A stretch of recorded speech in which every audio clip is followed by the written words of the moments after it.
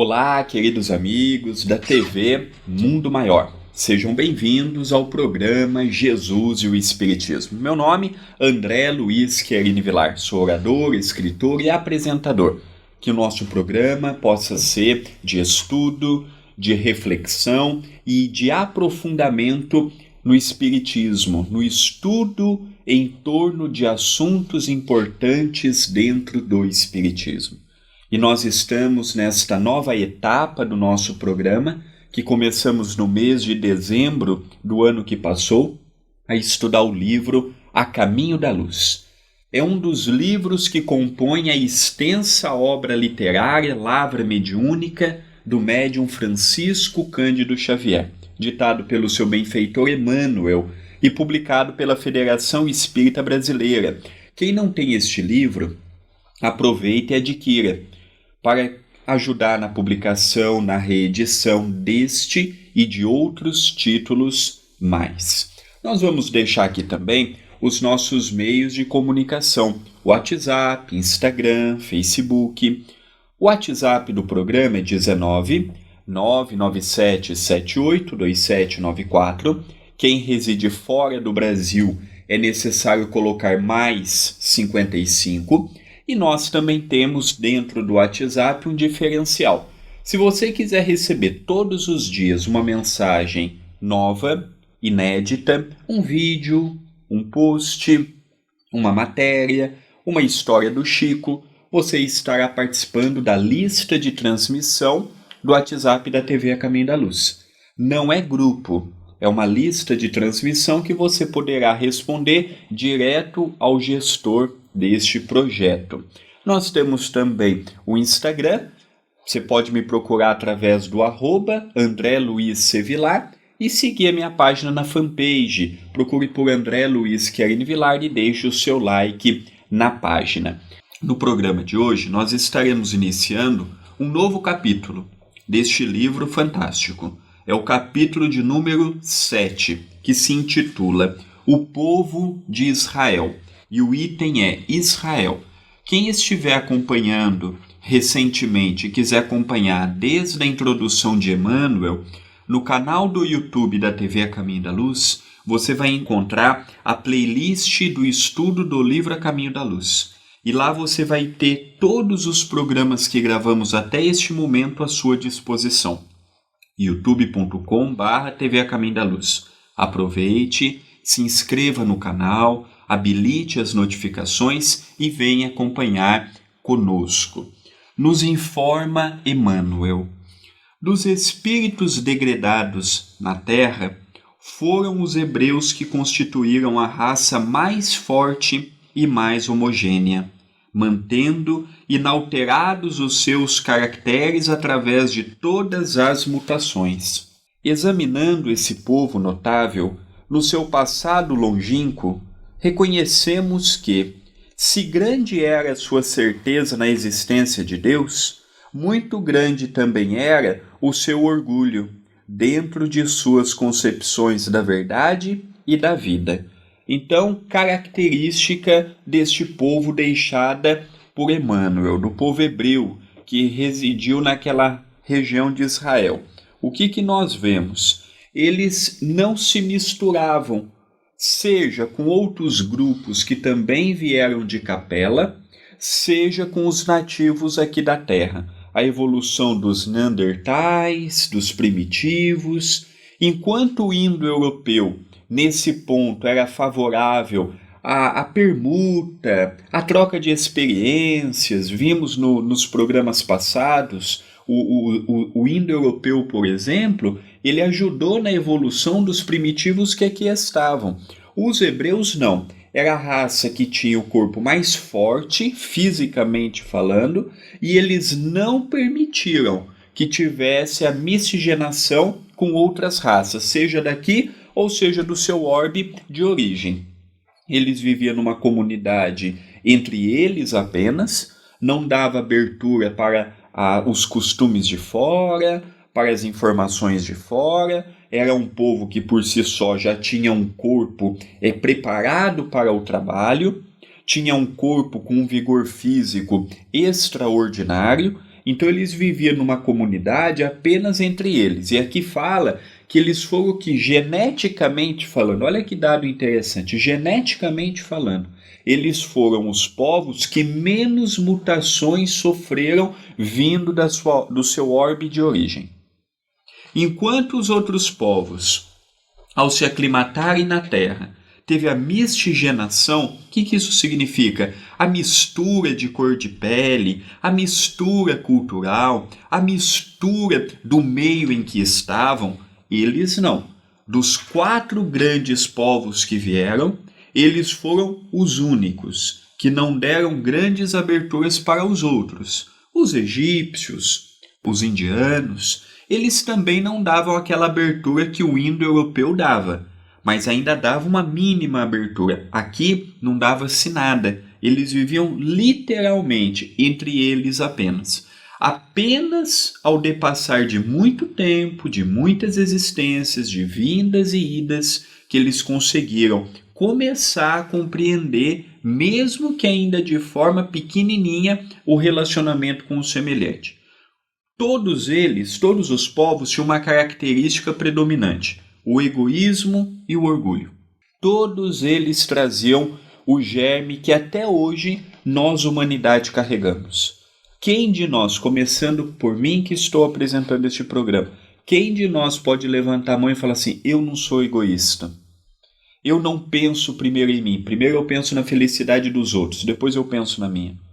Não estamos errados em pensar no nosso caso, mas estamos errados sim quando só pensamos no nosso caso. Aí vem as grandes almas, as grandes mulheres, os grandes homens. Aí vem o exemplo maior de Jesus, nos ensinando que é conforme o que eu dou para o meu semelhante, de afeto, de carinho, de respeito, de companheirismo, que eu vou receber tudo isto em troca. Continua Emmanuel, consciente da superioridade de seus valores, nunca perdeu oportunidade de demonstrar a sua vaidosa aristocracia espiritual, mantendo-se pouco acessível à comunhão perfeita com as demais raças do orbe. Entretanto, em honra da verdade, somos obrigados a reconhecer que Israel, num paradoxo flagrante, antecipando-se às conquistas dos outros povos, ensinou de todos os tempos a fraternidade, a par de uma fé soberana e morredora. Sem pátria e sem lar, esse povo heróico tem sabido viver em todos os climas sociais e políticos, exemplificando a solidariedade humana nas melhores tradições do trabalho. Sua existência histórica, contudo, é uma lição dolorosa para todos os povos do mundo, das consequências nefastas do orgulho e do exclusivismo. E o item que veremos no segundo bloco é Moisés, o legislador hebreu. Aqui nós vemos que eles não davam abertura para as demais raças deste próprio planeta. Eles já tinham um cabedal de intelectualidade que os terrícolas ainda não possuíam. Então não tinha ligação, não tinha diálogo, e eles não estavam também com aquela paciência toda que o indo-europeu teve, por exemplo, ao ensinar aqueles que sabiam menos a compreender o que eles já compreendiam. O povo hebreu não tinha isso como característica. Outra característica do povo hebreu: enquanto os egípcios eles se aclimataram naquela região do norte da África, nós vemos que os indianos, pegando também uma parte bem circunscrita no planeta, o europeu pegando toda aquela faixa do hemisfério norte, começando por Portugal, indo até a Rússia, aqueles países do leste europeu, nós percebemos o quê? Nós percebemos que os hebreus não tinham casa determinada. Tanto é que Moisés estava em busca da terra prometida, estava em busca da cidade, das terras onde poderiam edificar o lar para aquele povo sofrido, para aquele povo valente, aquele povo destemido, mas um povo sofrido que ficou séculos nas mãos dos egípcios, sofrendo, tendo as suas tradições quebradas ao meio. Era um povo que não tinha a mesma docilidade dos egípcios, por exemplo, ao ponto de Moisés ter tido um trabalho muito grande, que é o que veremos agora no segundo bloco, para conseguir ajudar aquela coletividade revoltada, aquela coletividade altamente conturbada, psicologicamente falando. Então, eles tinham isso como característica, mas Emmanuel deixa uma situação muito interessante. Ele fala também que era um povo que, apesar de tudo isto, eles, de todos os tempos, a fraternidade a par da fé soberana e morredora. Mesmo eles tendo tudo isto, eram fraternos, do modo e na capacidade deles. Nós não podemos avaliar um povo tendo a medida de um povo analisando o outro. Não, cada povo teve a sua característica, o seu ponto positivo e o seu ponto negativo. Então, Emmanuel, ele consegue, com muita sabedoria e de forma muito resumida, ele dá as características principais de um povo, tanto no âmbito material, e isto nós também temos a história farta para nos ensinar, como principalmente do ponto espiritual. E agora nós vamos ver um outro ponto que falaremos com muito mais propriedade no início do nosso bloco, do segundo bloco, que é Moisés. Para nós, os espíritas, Moisés foi a primeira revelação. Jesus foi a segunda, e o Espiritismo vem trazer o retornando tudo isto na forma da terceira, sem qualquer nesga de vaidade, de prepotência ou querendo predomínio sobre as demais religiões, em momento algum. Moisés trouxe para nós, naquela época, a lei civil, que nós veremos, a lei do olho por olho, dente por dente, mas trouxe também a lei divina, através dos 10 mandamentos, quando ele sobe ao Monte Sinai. Jesus é a lei de amor, a lei de fraternidade, a lei do respeito ao semelhante, a lei de caridade, a lei de que é dando que se recebe, é fazendo que farão por nós, a lei de que o amor a Deus tem que estar em primeiro lugar, ao próximo em segundo e depois a nós. E vem o Espiritismo trazer para nós a lume, em pleno século XIX, XX, XXI, toda aquela ideologia da mediunidade, toda aquela ideologia da reencarnação, toda aquela ideologia da continuidade da existência no mundo espiritual, uma sequência natural. Então nós vamos vendo as peças se encaixando. Então Moisés é um tema que nós sempre temos que estudar pela sua importância e pelo valor doutrinário que Moisés teve na sua época e até hoje merece da nossa parte análise e estudo. Nós vamos para um pequeno intervalo e já retornaremos.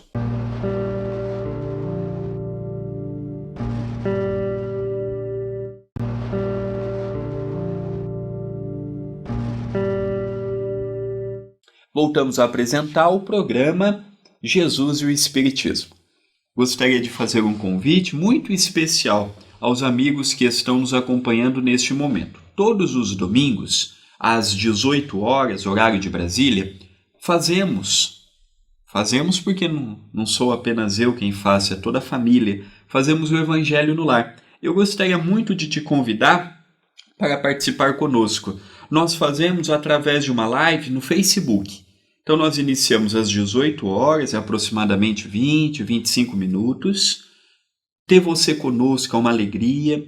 O Evangelho no Lar é sempre muito importante, ainda mais num momento evolutivo tão difícil, tantas incertezas, tantas problemáticas, tantos conflitos. Então, todos os domingos, pela minha fanpage, procure por André Luiz Querini Vilar ou este link que você está vendo na sua telinha, facebook.com/André Luiz Vilar, 1 de número. Quem não tem Facebook pode acompanhar pelo meu Instagram, também fazemos simultâneo, @André Luiz C. Vilar. Passe a me seguir nestas redes sociais e venha participar conosco do Evangelho. Nós já demos um pequeno resumo, bem superficial, a respeito de Moisés no final do primeiro bloco. Moisés, para nós os espíritas, é um assunto de suma importância, ao ponto de Allan Kardec ter colocado nos primeiros capítulos de O Evangelho segundo o Espiritismo, realçando o seu trabalho, realçando a sua importância, realçando o papel que ele deixou, tanto para aquele povo que estava há 300, 400 anos sob o jugo dos egípcios, os libertou, quanto do ponto de vista espiritual, quando ele sobe ao Monte Sinai e através de uma psicografia, ali nós temos gravado nas pedras os 10 mandamentos. O contato que devemos ter para com Deus, pegarmos um dia na semana para trabalharmos com este Deus, o honrar pai e mãe, o que não deveríamos fazer. É um resumo do homem de bem. É um resumo e um princípio de tudo que naquele momento pode nos afastar da felicidade. Vem Jesus, que é a segunda revelação, e ele, enquanto Moisés disse o que não poderíamos fazer, Jesus já nos fala o contrário, o que poderíamos, o que deveríamos, o que podemos e temos a obrigação de realizar. E vem o Espiritismo, no seu tempo certo, mostrar para nós mediunidade, reencarnação, com um codificador extraordinário que foi Allan Kardec. Hippolyte Léon Denis Rivaio, o nosso codificador, ele teve um trabalho em 15 anos, fantástico, de deixar toda uma doutrina, o seu aspecto básico, feito. O Espiritismo não é uma doutrina completa, é uma doutrina em construção, em que Allan Kardec deixou uma base solidificada, firme, e acreditamos, por exemplo, que a mediunidade gloriosa de Francisco Cândido Xavier ergueu ainda mais as paredes deste alicerce deixado pelo codificador. Então hoje nós vamos ver na visão de Emmanuel este espírito lúcido e compreendendo, bem compreendido a sua finalidade, a sua missão junto a este extraordinário médium que foi Chico Xavier. Hoje nós vamos ver o aspecto espiritual e material do advento de Moisés em nossos meios. Fala Emmanuel. As lendas da Torre de Babel não representam um mito nas páginas antigas do Velho Testamento, porque o exílio na terra não pesou tanto as outras raças degredadas quanto na alma orgulhosa dos judeus, inadaptados e revoltados no mundo, que os não compreendia. A revolta não foi apenas entre os hebreus, os judeus, o indo-europeu, não. Todos que vieram de Capela, tirando aqueles que vieram na condição de orientadores, de instrutores, de professores, que vieram por livre e espontânea vontade, pedindo aos seus superiores para que pudessem ser os condutores destes povos que eles tinham tanto carinho e tanto amor, tirando eles que vieram voluntariamente, se voluntariaram ao trabalho, os outros é naturalmente que não estavam contentes. Eles não vieram porque foram convidados, foram chamados, não, eles literalmente foram expulsos da onde estavam e de uma forma automática vieram aclimatar na terra. Não foi pelo amor, não foi pela conversa, não foi, olha, vem aqui, vamos entrar nessa aeronave, vamos entrar nesse avião, seja o meio de transporte que for, vamos agora para um novo planeta, mas para isso vai ter que deixar a família, para isso você vai ter que deixar os seus amigos. Não, não foi desse modo. É igual mais ou menos o momento culminante que nós estamos chegando na Terra. A média, quando não atinge, nós estamos, a bem dizer, 2000 anos com a mensagem de Jesus. Nós que estamos no Ocidente. Nós estamos há 2000 anos com a mensagem do amor. Se foi deturpado ou não pelas religiões é outra história. O Novo Testamento está para quem queira.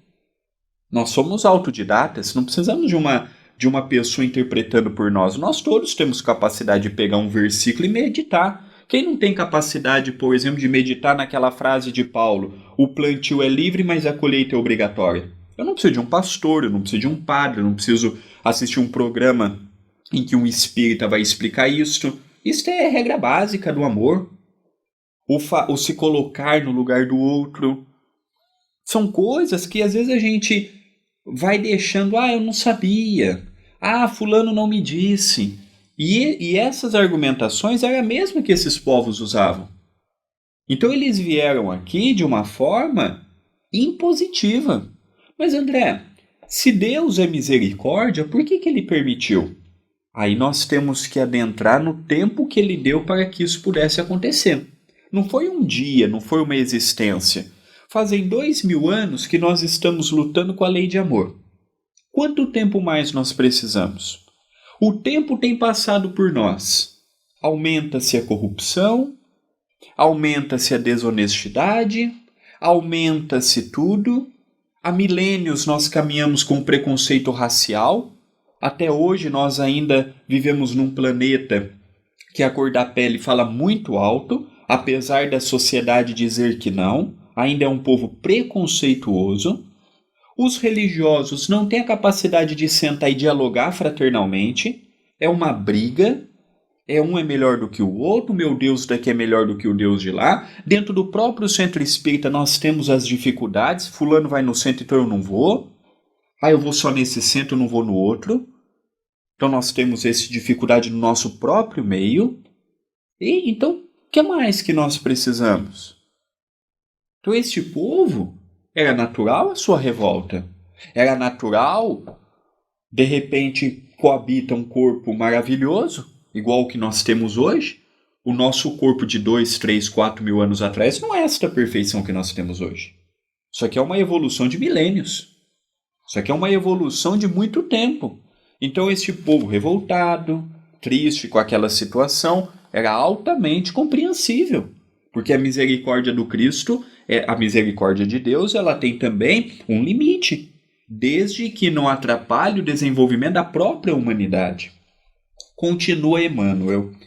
Sem procurarmos os seus antepassados anteriores a Moisés, vamos encontrar o grande legislador hebreu saturando-se de todos os conhecimentos iniciáticos no Egito Antigo, onde o seu espírito recebeu primorosa educação, à sombra do prestígio de Termutes, cuja caridade fraterna o recolhera. Moisés, na sua qualidade de mensageiro do Divino Mestre, procura, então, concentrar o seu povo para a grande jornada em busca da terra da promissão. Médium extraordinário, realiza grandes feitos ante os seus irmãos e companheiros maravilhados. É quando então recebe de emissários do Cristo, no Sinai, os 10 sagrados mandamentos, que, até hoje, representam a base de toda a justiça do mundo. Antes de abandonar as lutas da terra, na estática visão da terra prometida, Moisés lega à posteridade as suas tradições no Pentateuco, iniciando a construção da mais elevada ciência religiosa de todos os tempos para as coletividades porvindouras.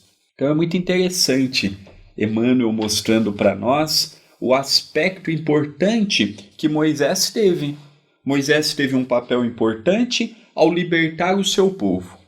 Precisou sim ser duro. Ele que havia estudado nas melhores escolas do Egito, ele havia estudado e tendo conhecimento dos iniciados no Egito Antigo, ele teve a oportunidade de conviver na casa dos faraós, já que ele foi, entre aspas, o filho adotivo, teve a oportunidade de crescer do bom e do melhor. Quando ele sabe a sua verdadeira origem, ele se recolhe, ele sai temporariamente do Egito. E ele vai se aclimatar por um tempo na Índia. Lá na Índia, ele que já trazia um conhecimento iniciático, ele se aprofunda ainda mais, conhecendo, por exemplo, a doutrina dos Mahatmas, toda aquela cultura que veio ampliar a visão que ele tinha. Ele então conheceu 2 grandes escolas espiritualistas que nós tínhamos no nosso passado. Quando ele volta, ele sabe que ele não vai poder ser tão dócil, porque o povo egípcio, de modo geral, já compreendia a justiça, já tinha noção de que tinha uma pessoa no poder e toda uma outra cadeia por debaixo, tinha um senso religioso ao ponto dos religiosos no Egito serem muito fortes, perdendo apenas em protagonismo para o faraó da época. Ele sabia que os hebreus estavam há 300, 400 anos sob o jugo dos egípcios. Estavam extremamente revoltados, perderam toda a sua crença, não estavam preocupados com respeito ao semelhante, era um povo bárbaro, era um povo atrasado, era um povo que se precisasse matar, matava, se precisasse abusar, abusava. Tinha muitas reminiscências com os animais, porque haviam perdido toda a sua liberdade. Então Moisés sabia da necessidade de ser firme, de ser duro, de falar o sim, de falar o não. E Moisés também, ele em determinado momento, ele coibiu a mediunidade. E muitos até hoje utilizam a mediunidade, nós não podemos porque Moisés coibiu. Ele coibiu porque as pessoas chegavam até os médiuns e perguntavam: eu devo casar ou não? Eu devo fazer isso ou não? Sendo que a mediunidade não tem essa finalidade. Moisés deixou o Pentateuco, os 5 evangelhos que compõem o Velho Testamento, que é um manancial de informações alegóricas que nós temos até hoje. Espero que o nosso programa tenha sido satisfatório a você que nos acompanha. Está gostando? Deixe o seu like, compartilhe, deixe o seu comentário, vamos divulgar a mensagem. Que Jesus nos abençoe, que Jesus nos ampare, que Jesus nos proteja. Espero todos no próximo programa para darmos continuidade a esta temática tão importante que estamos vendo. Um beijo a todos.